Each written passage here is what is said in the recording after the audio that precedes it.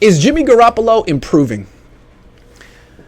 You might say yes. You might think, and maybe you're right, that, Jimmy Garoppolo hasn't turned the ball over in 2 consecutive games. That's growth. Because, no, he's never going to be elite. But if he could just be a mature veteran game manager, he could be good enough to win a Super Bowl the way other mature veteran game managers have in the past.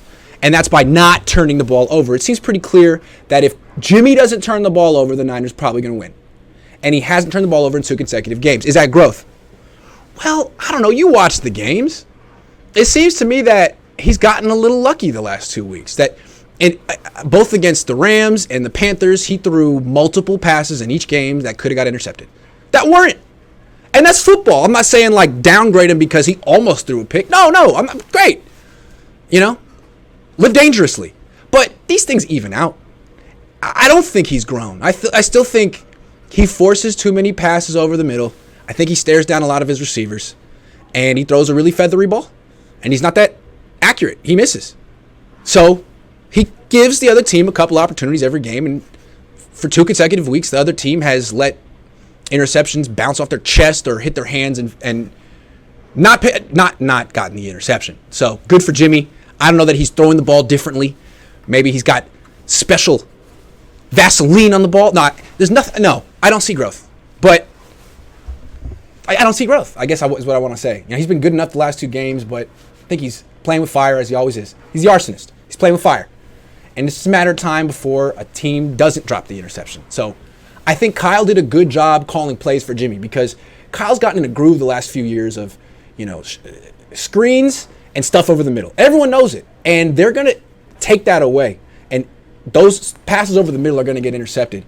So when it was 3rd down, Kyle kept calling these deep throws up the sideline for tight ends and running backs, that was brilliant.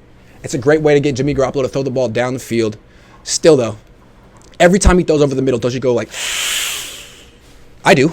To me, really, I don't think there's that big of a difference between Baker Mayfield and Jimmy Garoppolo. I mean, Baker throws a little bit harder. Jimmy has a bit of a quicker release, but both guys are dying to get the ball away to the other team.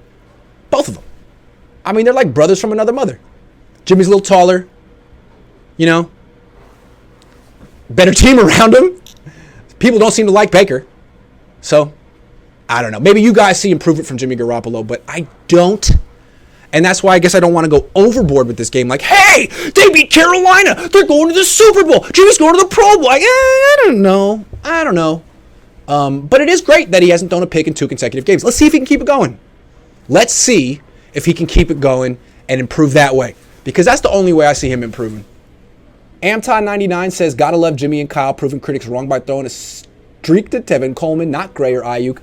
But hey, Jimmy could throw 50-50 balls to running backs, fullbacks, and running backs. Well, I think what was happening is J.C. Horn was kicking the Niners wide receivers' asses. He's really good. And the other guy that had opposite him is good too. But J.C. Horn left the game midway through with a hip injury, and then things opened up for the wide receivers. But I think Kyle noticed, my wide receivers aren't winning. Maybe I'll throw to my running backs and tight ends. I mean, brilliant. Super smart. But yeah, I think J.C. Horn had something to say about that. Got you. King Geo says, who told you about Huff 4 months before the draft? Was it you? I'll give you the credit. I don't remember, but I think it was you. MILF Hunter says, who would have thought Coleman would be RB2? LOL. I know. I want to talk about Tevin Coleman in a minute. What a performance. Really impressed and inspired by him. Nathan says, let's see how long screens and slants can continue. His play, prayers up for E-Man. These injuries are tough. Hope Bosa's not out for too long. Go 49ers. Yeah, I think it's cool that Kyle's adding to the slants and screens offense because that's gotten figured out. You got to have more than that. One more thing with Jimmy Garoppolo. He made news over the weekend. He did a podcast with The Athletic, and he revealed a couple of things that he hadn't said previously. One, he says that his shoulder injury is still affecting him and that it's going to affect him all year and that coming back from this injury is actually pretty difficult. And just because he's playing right now doesn't mean he's anywhere near 100%. And this is going to be something he manages all year, and it's uncharted territory for him. That's good to know. It does feel like Jimmy Garoppolo always has a built-in excuse no matter what. And so now he has an excuse for the rest of the season, no matter what. So if he plays pretty well, it's like, wow, what a trooper playing through all these injuries. And if he doesn't play well, it's like, well, his shoulder hurts. And he wasn't there for the offseason. So that's one. The other thing is that he said the Niners kind of made it seem like Jimmy didn't have to be there. this offseason in training camp. Jimmy said he had to be there. He wanted to be in LA, rehab, and the Niners made him be here. Now, maybe I think it's an NFL league thing that if the Niners had let Jimmy Garoppolo be away from the facility during training camp, they would have had to find him. The NFL would have forced them to find him. So maybe that's what it was. But Jimmy made it pretty clear he did not want to be at training camp. The Niners made him be there. And then the Niners made it seem like he could be in the meetings if he wanted to. No, the Niners made it seem like they didn't want him in the meetings. They said, you can't be in the meetings. Jimmy said, no, that wasn't the case at all. He just didn't want to be in the meetings. Didn't want to be in the team, didn't want to be in the meetings. And his arm's going to be affecting the rest of the year. So that's news. And it seems to me like, the Niners really misplayed this. You didn't want Jimmy Garoppolo in the meetings, but you wanted him on your team. If you wanted him to be your backup quarterback, he should have been in the meetings. He didn't say no meetings. No, he did. I'm sorry, I'm getting confused. It just seems like the Niners wanted Jimmy, but didn't act like they wanted Jimmy. They're the ones that kept him on the team. And then they're the ones that said, don't come to meetings. Wait, hold on. I keep getting confused. Forget what I said.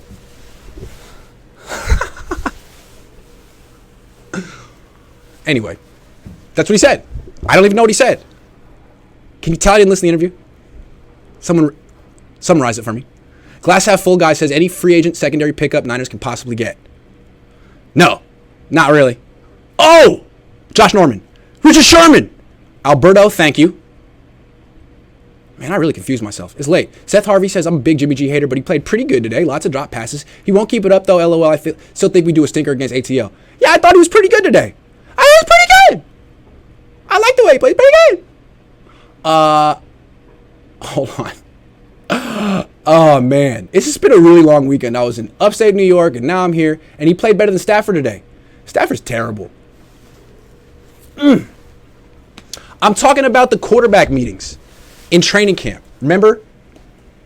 The 49ers said, oh, yeah, we don't want Jimmy Garoppolo to be in those meetings. Isn't that what they said? It was no, we don't want Jimmy to be in there. Jimmy said he didn't want to be there. He didn't want to be in the meetings. They forced him to be at the training facility and throw. He wanted to rehab in LA, but they did not let him be in the meeting rooms. I don't get it. Either you want him on the team or you don't. Either you need him as your backup or you don't want him there. Very strange. Very strange. What is that?